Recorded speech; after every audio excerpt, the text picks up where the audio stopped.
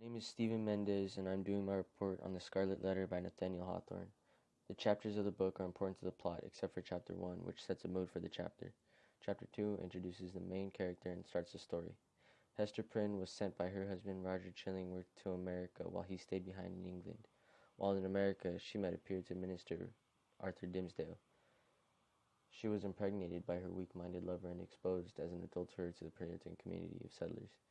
Due to this unforgivable sin, her clothes were branded with the letter A for adulterer. She was banished from the Puritan community, so she was on her own with her baby, Pearl. It was there where she contemplated how bad her sin was and the role that women played in a Puritan society. Roger and Arthur's friendship continues to grow, even though Roger has no idea that Arthur is Pearl's father. While Arthur is sleeping, Roger sees the letter A marked on Arthur's body. This assures him that Arthur is Pearl's father. Hester meets with Arthur, and she tells him that they can run away together with Pearl. In his last sermon, Arthur reveals his mark and that he is Pearl's father. Roger then says that he was too late for revenge. In return, before he dies, Arthur says that Roger and the society's sin might be greater than his and Hester's. This means that because of the revengeful thoughts towards Arthur from Roger and the need to punish Hester, they were committing a huge sin in the eyes of God. The author uses pathos and ethos as a technique to get the audience thinking about the choices of the characters. This can be seen in the way the community treats Hester. This can also be seen in the thoughts of getting revenge on Arthur by Roger. Because times have changed, these devices are even more effective in modern times. The use and enforcement of Puritan morals are not very present in today's time.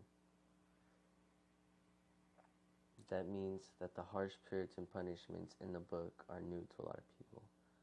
These can be seen as cruel and unnecessary punishments. Logos is present due to changing standards.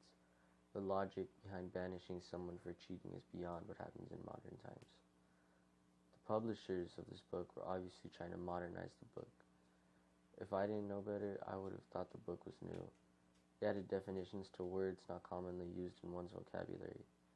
The publishers also give background information on Nathaniel Hawthorne, the author. They give a list of major works from 1828 to 1883. They also take up 2 pages about every 3 chapters to explain the general background information on the time of the Puritans. This gives the audience a better understanding of the book and the events taking place. For example, they would better understand why they were treating Hester's bad decisions as something bigger than it was.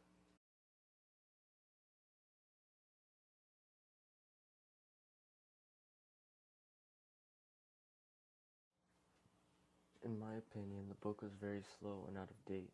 It was kind of hard to read with all the old English and big words. I would often find myself lost and thinking about something else while reading this book. I would not recommend this book to a peer. The storyline is good, but the author does a terrible job at portraying his ideas.